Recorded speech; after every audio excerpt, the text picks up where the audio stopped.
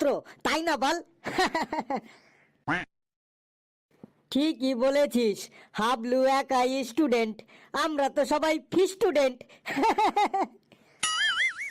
আমি পড়া পারি তো, তাই তোদের জ্বলন হচ্ছে। আজ আমি স্যারকে বলবো তোরা আমাকে নিয়ে হাসি ঠাট্টা মজা করিস, আমাকে দেখে তোদের জ্বলন হয়। ঘেটু, তুই হাবলুকে বলে দে তো, হোয়াট ইজ জ্বলন? কিসের জ্বলন? জ্বলন মানে কি? আই ডোন্ট আন্ডারস্ট্যান্ড জ্বলন। আর যদি কোনোদিন বলিস যে আমার জ্বলন হয়, এমন মার মারবো না, ইডলিং দা ফুসুদ হয়ে যাবি। তুই আগে বল, ইটলিং দা ফুসুদ মানে কি?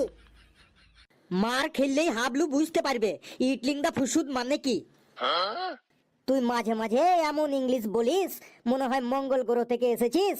ওই দেখ স্যার আসছে, চুপচাপ থাক এবার, না হলে কিন্তু এক ঘাও ফসকাবে না কারোর।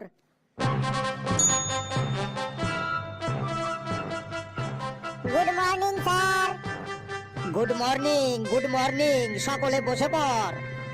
কিরে হাবলু, তুই বসবি না? তুই দাঁড়িয়ে আছিস কেন? তোর মুখটা অমন কেন? কি হয়েছে তোর? স্যার, আমি প্রতিদিন পড়া পারি তো, তাই ওই ফেলু আর ঘেটু আমাকে নিয়ে ঠাট্টা করে, মজা করে, আমাকে অপমান করে। আজকে আমি তার প্রতিবাদ করেছি তো, আর ওই ফেলু বলছে আমাকে মেরে ইটলিং দা ফুসুদ বানিয়ে দেবে।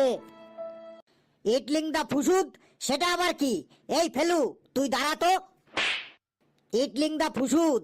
খুব ইংরেজি শিখে গেছিস তাই না? আমি এখন বোর্ডে কয়েকটা ইংরেজি ওয়ার্ড লিখবো, যদি বলতে না পারিস রে, আমি তো চামড়া দিয়ে আমি ডুগডুগি বাজাবো কিন্তু।